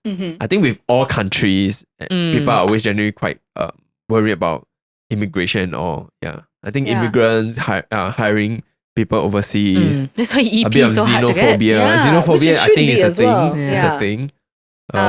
Because when I first came to Singapore, I found the balance outstanding. Like when I mean the ratios. I think somebody had told me at the time when I came in 2009 to 10 that it was 49 to 51. I was like 49 to 51. That's ridiculously high. Like 49% foreigners, 51% locals. And I was like, for the company, is it? for Singapore at that time. And I don't know if that Was stat it? was wrong. No, I but- think that the 50-50 was like a mandate by the government. That The- if you are a company, you want to hire foreigners, Mm. the max you can go is 50-50 or something like this. Okay, so it wasn't population. I don't being think so. I 51, don't think so. 40. Oh, no. Because I was shocked. I was like 51% and 49. That's really Actually, back in 2009. I'm not so sure. And then now it's redressed. Singaporean- 'cause- I mean, there's a lot of foreigners, but to be fair, a big part of it is also the foreign workers. Mm. So construction or like domestic helpers. Yeah. Actually, I also don't know how they like what population is that percentage within. Anyone like who's do they count like short? non-Singaporean. Yeah. I can't remember what. I don't think but PRs we- were counted We in do the- have a lot yeah. of foreigners in the country, like Yeah. millions. It's a significant percentage. Yeah, And million. is it a I point don't know whether of, it's a 50-50 though. I'm not so Probably sure. not. No, I think that was, if it was back in 2009. Because now I think now isn't it like 4.1 million Singaporeans and then 1.8 foreigners? I think Maybe, I think that that's seems the, like a the numbers. So which seems to make more sense than when I first came. I was like, wow, there's a lot of foreigners. When it was like, somebody told me it was 49 to 51%, almost like 50-50. For me, when it comes to that, I haven't experienced it, I guess, in terms of the EP, but it makes sense. It's a small country, like prioritize locals. So for me, even when the recruiter told me like, oh, we'll have to spend a month and a half hiring locally, I was like, yeah, that makes perfect sense. Yeah. Especially for Singapore as a smaller country. Yeah. But even for any other country, like try and hire local first before you like. So sometimes when people are like, meow, meow, meow, meow, I'm like, but if you can find somebody locally to do the role, why would you look outside? Like fair, yes, coming in and having like different perspectives, but you'd rather, I don't think that's protectionist I mean, I guess it is, but I think in a positive way to try and like hire locally first. And in terms of like sentiment against immigrants, there are other expats who I've heard saying like, I've been in discussions where people are like, we need less immigrants. And then I'm like, but again, the country is very small. There's no space. And our birth rates are crap. It's like less than 1 now, is it? I think so. I think so. Our Less than birth one rate, percent. birth rate We're is not terrible. replacing I ourselves. saw even in the lift like, something about like child birth care benefit. I don't know. like, They yeah. recently improved it quite significantly. Yeah. Another thing is housing, right? That's a key policy, Housing. touchy policy Yeah. in Singapore too. Why So is if it you see the touchy? lift, you can also see like, what they're talking about, like number of housing that'll be released in the next few years, and then the support that's given for young families. Yeah. I mean, because it's so expensive. Oh, buy another a thing I found house. hilarious in terms of impressions. When I first came, was it Closer there was to the a- mic. Sorry, there was a lady who was assigned to like take me around like for one day etc. And she's the one who gave me this fact. The fact that maybe they've changed it now, but if you're single and under 35, that you couldn't apply to have a HDB. Yeah. And there was public that. housing. Yes. And then also that before I think they legalized egg freezing This last year in June. Yeah. But that if you're Singaporean, I don't know if it applies to foreigners, because I was like, well, then how does this work for me? Probably not. But that you can't also get those eggs out if you freeze them unless you're married. Oh, really? Yeah. And also I'm like, oh, wow. So So you really, can't be a single mom. you're like, we're not about the single people. Yeah. I think We the won't give you government housing. We won't policy, give you your own eggs. Yeah, they're still very focused on the idea of a family unit. A Yeah. nuclear family unit. Which, I mean, to be fair, I can see where they're coming from. Yeah, I can see the because rationale. that is like a healthier... But it's just a bit sad for the single girls But and guys. I think they're loosening the single thing though, right? Didn't they have a new policy come out about this year housing. for singles? I think there's something about housing. Yeah. Yeah. Like I think you can apply with parents at a younger age now. Yeah. Something like Because that. then it's like you have to get to past 35 to move out. But then also that's a big cultural difference. I noticed that it's very, you stay in your family house, then you move into your own house. As opposed to like in the West where it would be like, in Kenya is similar to that. Like you just stay in your parents' house and then move out into But your... that is also because like Also where you're similar working may not be to- near where your family stays, right? So in Like you go to another city or in something. Kenya, it really varies. Again, because you know how you said that most of Singaporeans are in middle class. In Kenya, it's like you have the whole spectrum. Yeah. So like people outside of the capital and more in rural areas to speak, it would definitely be your parents' house straight into your Married. husband or wife's house, yeah. into your marital home. In the capital, it's different. People move, they'd move out, get into, but again, we have more space, so there's more housing. Yeah. So it might be, do you think it's more cultural or it's more the I housing? think it's both. It's both. But I think post-COVID, there are more people moving out. That's as what somebody well. told me. Like Yeah. people got Really quite a lot antsy more. in Like, COVID and then and like it's the moved younger, out. Yeah. older Gen Zs, younger millennials, I think, who are doing that's that. what I was Because like, I saying, think for them, it's like, even if I have a partner, it's going to take another 3-4 years for my BTO to be built. yeah. Yeah. And they just want to move out, especially be kept at home for so long Yeah. during COVID. But I think it's also largely a practical approach because I think rent in Singapore is not cheap. Exactly. Yeah. So, So it makes if you are a sense. fresh grad, and I think majority of us are not used to paying rent. Yeah. Yeah. Like your parents' place, you stay with them, it's free, everything is taken care of. And it's unlikely that you need to shift house because of work. If you're working in Singapore, everywhere is almost accessible. It's accessible, Even yeah. for me going to the east, there are some people who works in the east while staying in the west and so on and so forth. But I mean, commute at most is like hour and a half. Yeah. Yeah. It's not like a 3-hour journey kind of Yeah. thing. I mean, it's still painful, but it's not painful enough to spend an additional An amount of $1,000, money. $2,000 for an apartment. Also, or for a taking room. Grab is cheaper than paying rent. Yeah. Yeah. Yeah. So it's just that subsect of people who like kind of want to move in with their friends and have Yeah. like. And in Yeah. uni, would you live at home or would you live in uni campus? Both, either. I think people do both. Yeah. Yeah. I didn't because it's expensive. I mean, it's still additional cost. Whereas it's like, I'm just going to take a bus back to home. So it doesn't make sense in that way. Yeah. I did. So it's more from that perspective. Because like NTU was in the west, and I live in the east. So it was gonna be But a high either way, my commute. parents still drove me Wow. Every day, every weekend. every week. Yeah. Yeah. So then they pick me up at the end of the week or so. Oh, so cute. And then I still do Privilege. my laundry. So, Oh my God. Jesus. so actually, was that independence? So most people it's from home to BTO. Yeah. Another question. What do you think? I mean, we've been speaking for quite a while, but maybe I also want to ask you, what do you think you will miss most? I have About not thought living here. about it. Yeah. I've not thought about it yet. Or I think I would something. need to like. Oh, and what's on reflect. your bucket list? You mentioned a bucket list just now. My bucket list? There's so much I haven't done. There's so much It's that I a huge think I'll do. bucket. It's a huge bucket. Going to the Lake Gardens is on my bucket. Like there's so many different like places I wanted to see, and like food. I told you because I'll go into hawker stores and like be really overwhelmed, and then be afraid of making the wrong decision. yeah. So I tend to kind of just eat things that I've eaten before, and I'd be like, Understand. oh, I'll like get recommendations etc and like go to different places. Actually, now that you say it makes it can be quite intimidating. Yeah. Going to hawker places, especially there's some hawker places is like Chinese stores owners. They don't. It feels like you need to speak to them in Mandarin. At least for me, and I go to a lot of Chinese stores, they Yeah. just automatically speak to me in Mandarin, which I feel like if you're a foreigner, I don't know. Like if it's it's I easy think for me to- it's less language because they'll just point and like they clearly know like sometimes I they have can numbers. speak. Just say I want number Yeah. 3 or number 4. But it's more like the choice. And then sometimes it's like 5 stalls having the same thing and you're like, but which one? Sometimes I just follow the queue. Yes, and just Yes, follow the queue. So we do too. Follow the longer queue. But I feel like there's so many others that I hear about that are like, was it the old Airport Road hawker store? Like some famous Yeah, ones that I yeah. haven't been to. So there's a lot of food on my list that I have to tick off. Even Wow. nice bars. Because this year I didn't really have, I don't know, my socializing this year was close to nil. So I feel like I need to like make up for like a bunch of different places that I wanted to see, especially Kenya, because we don't have some cool things like exhibitions. I haven't been to the Arts and Science Museum. Ooh, the Studio There's Ghibli so many different things. exhibit. Yeah. So I went to wanna my go. friend when she came, she went for that as well. Oh.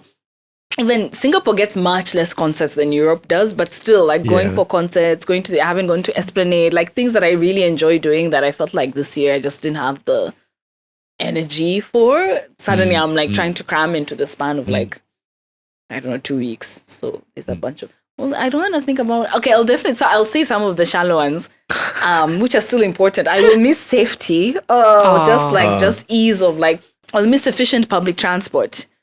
Because even if I compare to Europe, like, the efficient public transport, I will miss like safety.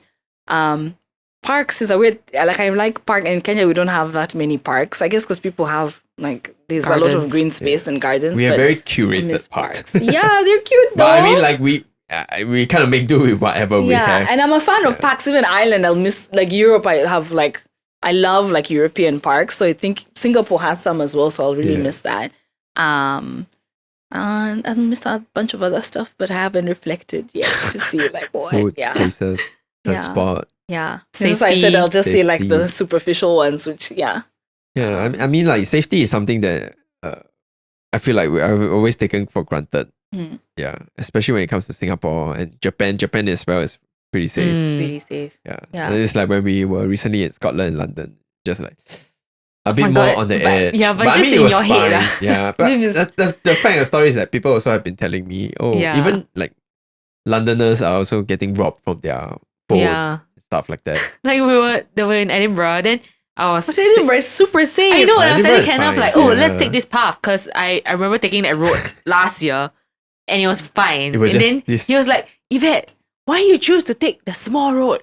She Why you chose leading me the down this darkest- dark road? the darkest, Everything, most shady everywhere road. is dark in Edinburgh anyway. And it was just a perfectly fine, normal road. Oh no, Oh, we no. also- that's one thing also. Like Singapore, actually, we are very bright. I mean, Yeah, it's a city. actually that's how we realized it. So there's At a night- lot of at street night you lamps. feel Oh like yeah, it's it's very bright. well lit. Yeah. Yeah.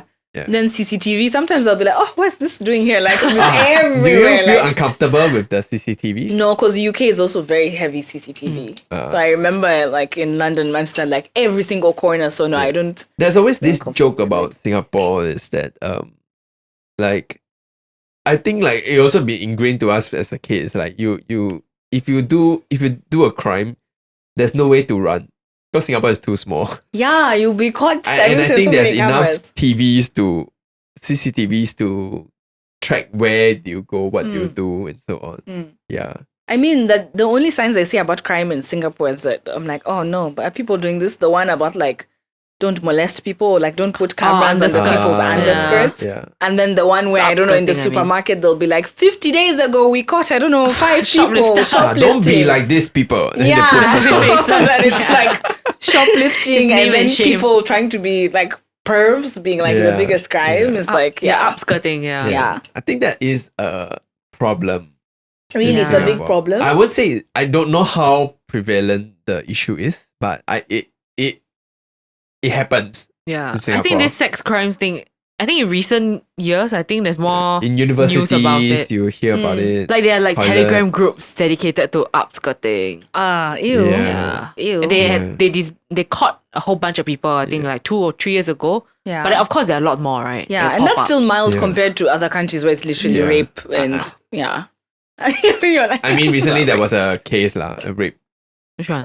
case. I think it's a lady who was drunk on the train, and Oh. I think these two foreign workers helped her out, and then they brought her to some dark corner side, and oh no. one guy raped her, the other guy tried and wasn't able to, and they just left her there. And then next morning, a passerby saw her by herself. Oh. Yeah, I think that was the case, and they managed, but then they managed to quickly track down who this Yeah. Mm. it was a two person. Big Brother. Yeah, no, UK Yeah. also had a lot of Big Brother, so that I Mm. feel like and yeah. Yeah. So, Wow, that's sad news to end on, Kenna. oh no, yeah, I'm trying to find a way in my head. I'm like, yeah. So the food, safety in general. I'll miss how connected it is to the region because I'll really miss this part of the world as well. Like just how, yeah, that's why I was like, I wanted more years here because there's so many different places I wanted to tick off like over and over again as well. But I'm trying to, that's why I'm running to South Korea because I want to, there's some, It's still convenient to go. yeah, exactly. That, Singapore, right? Taiwan, New Zealand are the 3 places I really want to do before I go because everywhere else I've been. Myanmar is not the time to go anytime To be fair, soon. New Zealand, Singapore's not really a good place to go to New Zealand either. I mean, New No, Zealand is it's just a in good the place to middle. go to New Yeah. Zealand. And Australia, so far. They're Far. just far. Yeah, New so Zealand I is just think in the middle of nowhere. this is the closest I can get to going to that part of the world. But to be honest, I haven't reflected properly because I feel like I'd get emotional because I wasn't ready to go. But yeah, the obvious things: food, safety, She too far from efficiency. Yeah. From the Oh, sorry, mic. food, safety, efficiency. You get it further. And next thing you know, she's talking from. Yeah. People. People, The yeah, team. if I start getting people, yeah, that's The the obvious team. bit that I'm like, no tears on the podcast. That's why I'm just like, yeah, that's why superficial things. What about But things yeah, that of course, people in the team. you wouldn't miss? Did I? Oh, I'm not gonna miss the humidity, guys. I never got used to Yeah, it. it's fine. I did I never also got won't used miss- to it. Like just leaving the house and suddenly I'm sweating. I'm like, because I'm more of a sweater than more like the normal person. But Yeah. I'm just, it never became You walk comfortable. a few steps, like you Yeah. shower, finish, like okay, I'm going to go out, and then you start sweating. And I'm sweaty because I'm like, oh, the parks, but I can never enjoy the parks because it's so hot. Yes, And then I'm not a yes. morning person, so it's either in the evening, then yeah. If weather is better in Singapore, Singapore is actually walkable. Yeah. Right. I will walk a lot more in Singapore. Yeah, Yeah. much it was cooler. Yeah, because there's so many. Yeah, because Dublin, I used to walk to the office. I used to walk everywhere. So I do miss that, just being able to walk places and you enjoy like nature and outside a bit more if it's less. So I'm not going to miss the stickiness. And AC, because I'm also in Kenya. That's Nairobi. We don't have AC or heating or anything because it's Singapore very have temperate. AC everywhere. Oh. So like I feel like my skin gets drier, etc. Then at night I'm always like, I'm too cold now because I put it at 16 degrees. I like it really cold at night. 16. Like I like it to be an ice box. Then my body goes down. Then I switch it off. But then my AC in my house is really old, so I have to keep like switching. Yeah. So the humidity. No, I'm not going to miss that. Is there anything else I won't miss? Is it too crowded? Like there's too many people in Singapore? You feel it's okay? No, I feel it's okay. I feel like it has Where been do you better mean? Like though. malls or like? Yeah. In general. General? It's so crowded. It is. Every time. Yeah. Yesterday I had to go to Singtel in, is it what, 313? And I was like, wow, there's so many people. Yeah. What So are people crowded. doing in here? Like, so it was super Certain crowded. areas are like crazy. But I think crowded. malls are just malls. They always get that crowded. I think last time it feels like there was too many Chinese tourists. There was a period of time I feel like everywhere you go, you just hear Chinese tourists everywhere. There are But a I lot feel of like it has orchards, kind yeah. of changed a bit. But you know what's funny? Now all the Chinese tourists, they go to the unis. University. That's what I saw articles that Yeah. NUS was complaining that they come and like, I don't know. To be fair, hilarious. in Korea, one of the attractions is always the Hongdae? women's Oh, university. Ewa. It's a very Interesting. nice place. Yeah, you can just, it's just like you just walk a bit, just admire the architect and But Yeah. it's like in a central location, no?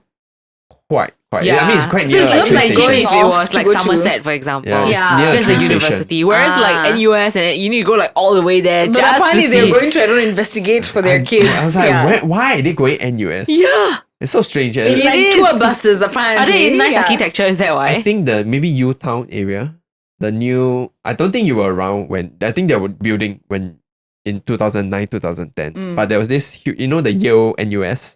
Ever heard of it? Yeah. There's this nice big open space. It's almost like you're in overseas kind Oh, of vibe. really? Like there's this huge piece of grass space that some people play frisbee. Oh. Then during open house they make it look like this. Then I'm like, most of students won't be doing this. They should bring all these new students to the computer lab and look at us. Weekends sitting in front of the computer doing simulations. Yeah, but I would think that is probably the more interesting area but I don't know why. Yeah, I why can't is it imagine. so strange? Yeah. Yeah. But do you think that there's enough things to do in Singapore? Because I do feel like sometimes Singaporeans do complain like how It was so there's, boring. there's nothing much to do in Singapore. What are they comparing it to though? I think like That's it's just like, also- okay, weekend, what do we do next? Like you can't take a quick road trip to a nice park. But then you can fly. I guess it's that people who don't like going to the airport because you can just fly wherever you're going. For a 'cause, weekend. Yeah, for a weekend. I mean, you can from Bali to Thailand to Vietnam to this That's to true. that. But I guess But there as a is something weekend, it's different like, of like how you have to go to the airport, you have to Yeah. book a flight. Yeah. Versus, Yeah. let's say you live in Australia and you just jump and 5 minutes you're suddenly in the Yeah. middle of the wilderness. So I guess Yeah. for me who doesn't drive, it's yeah. Yeah. Nightlife, I can't But, say much.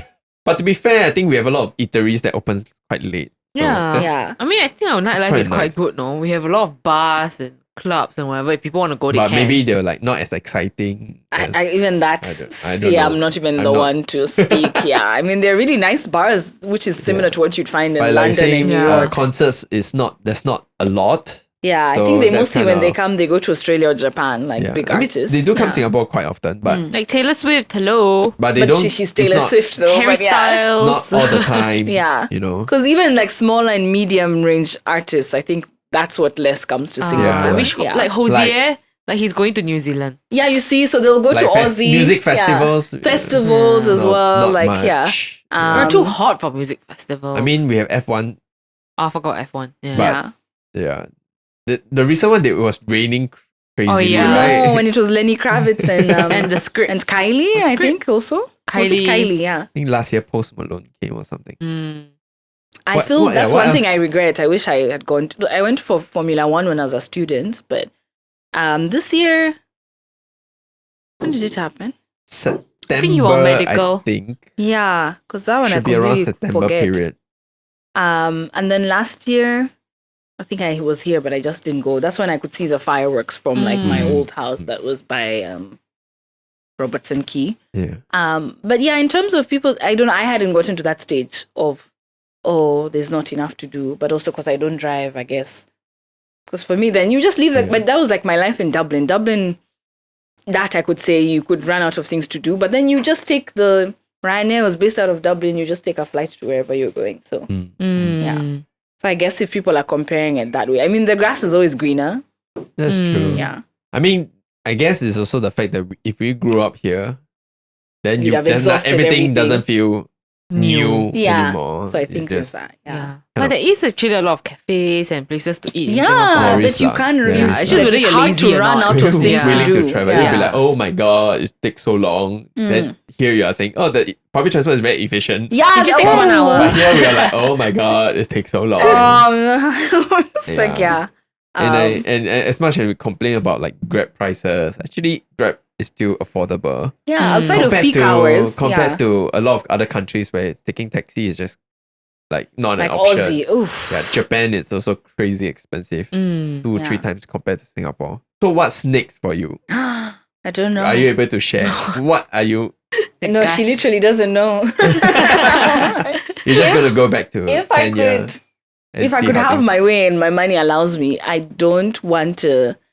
I want to use all of 2025 to just like chill, travel, spend time with my family, explore, maybe experiment. Maybe I'll start my own podcast. Oh my, who's even going to watch it? But yeah, basically just take the time, because after having worked for Google for 9 years, I just want to take the time to like, okay, what is it that I'm actually passionate about and like explore and travel. But it might be that it gets to June and I'm like, oh, I miss money. I miss money coming into my account.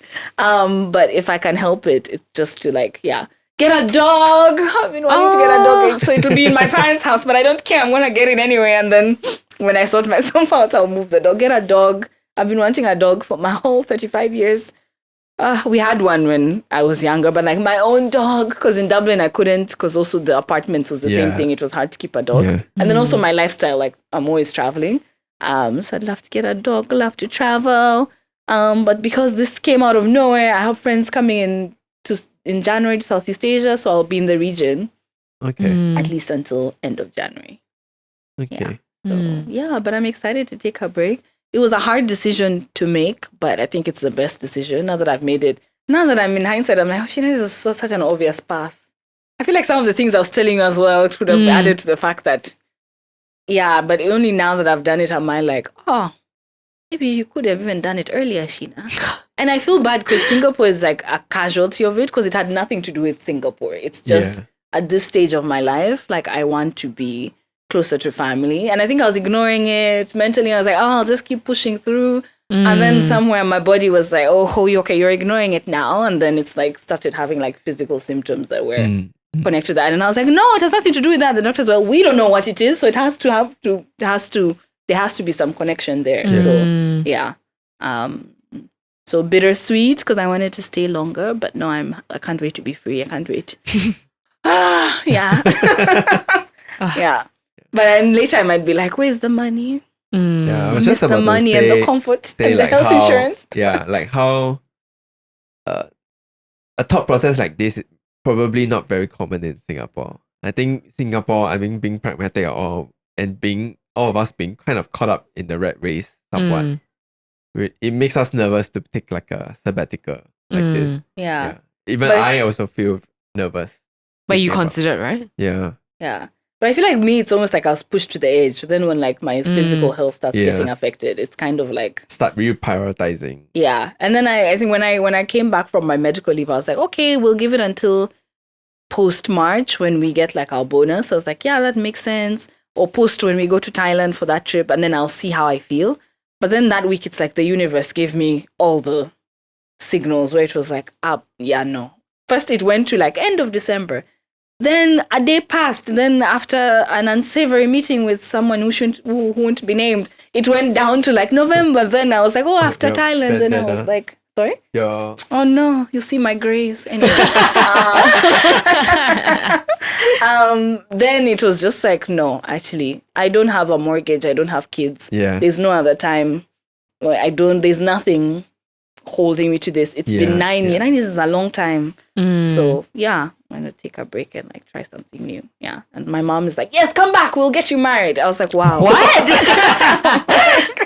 At first when I told her, she was like, oh, you don't have anything lined up after? And she's like, anyway, no, you need to come back. I don't think Singapore, you are going anywhere with your dating life. So just come back. Is that her main KPI for you? Get I Sheena think married. so. Now she's like, I'm like, wow, not even my health, not even come and spend time with me. She's just like, yeah, no, come back, we'll fix this. Because my grandma was also like, I think you need to ask for a transfer because every time I ask you, you're busy, like, you're still single. I'm done with hearing the story. So, Oh no, your grandma. Yeah, bless her. That sounds like a common thing, So. even in Asian in African context, and Asian culture. Yeah, I'm really like, yeah. So, yeah, but I'm looking forward to it.